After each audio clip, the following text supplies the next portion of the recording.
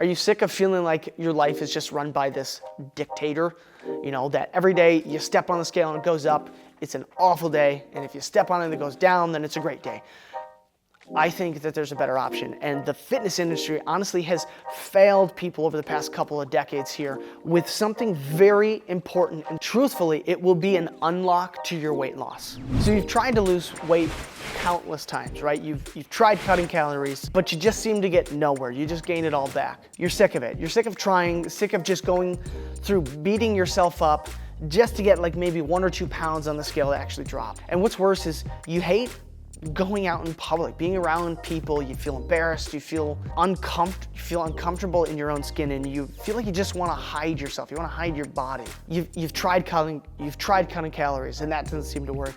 You've tried eating salads like all the time, and you've also tried like even, you know, being careful of or completely cutting out any kind of sugars or treats, you know, the things that are fun in life. But for all that you put in, you just don't see any change at all. The scale just does not go down. So what if I actually told you that focusing on the scale is actually stopping you from getting the ultimate desire that you want? But if you're wondering why you should, you know, listen to a guy like me, just some dad out here on YouTube, I've not only made a massive transformation in my own body and then spent going on now almost 10 years learning and studying this stuff, learning from the best. But now I'm also working directly with clients, helping them to be able to do this. And hear me out when I say that 99% of people out there are looking at this completely backwards. And I don't blame them, because this has been the message that has been preached now for decades. And that's just simply this message of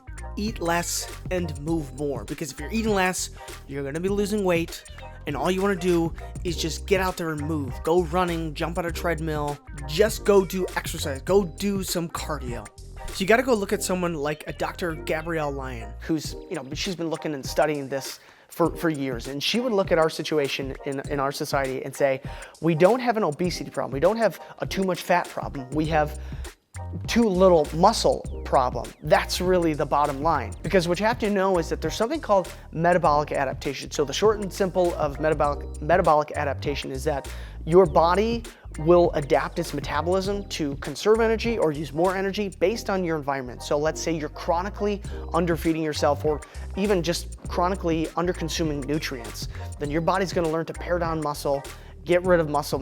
Muscle is metabolically expensive. It's gonna learn to work on less, conserve energy so that you can survive. And it works in the opposite direction as well. Now, if you're chronically underfeeding your body, I mean, lesser calories means less muscle. Most of us are living mostly sedentary lifestyle, so that doesn't help as well. So your body just doesn't need the muscle, so it gets rid of it. Now, let's say you're in one of these phases where you're trying to cut calories, trying to lose weight. The scale goes down just a couple pounds. But it's very possible that that was actually muscle mass that now is going to make it that much harder for you to be able to lose weight in the future. Because you gotta look at it this way.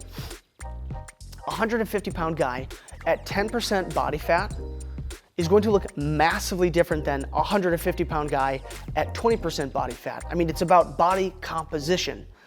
Muscle is denser than fat is, so muscle on the same weight of a person is going to be incredibly smaller than a 150-pound guy with more body fat. So this is essentially the key here. We want more muscle. You don't want to be sitting there trying to just expend calories.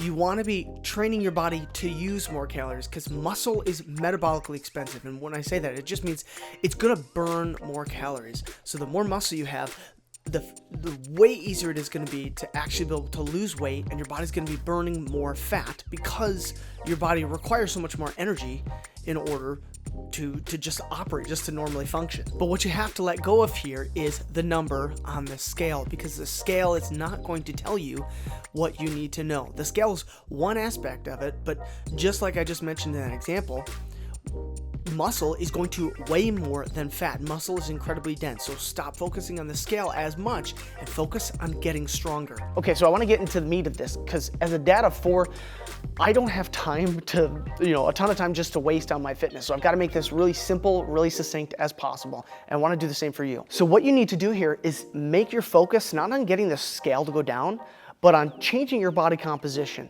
building muscle. You want more muscle and less fat. So to build muscle, this is going to come through something called progressive overload. So progressive overload is gonna come by lifting weights, having resistance, body weights, it doesn't even matter as long as it's resistance. So what I would first recommend is start small. I want you to start with a full body program.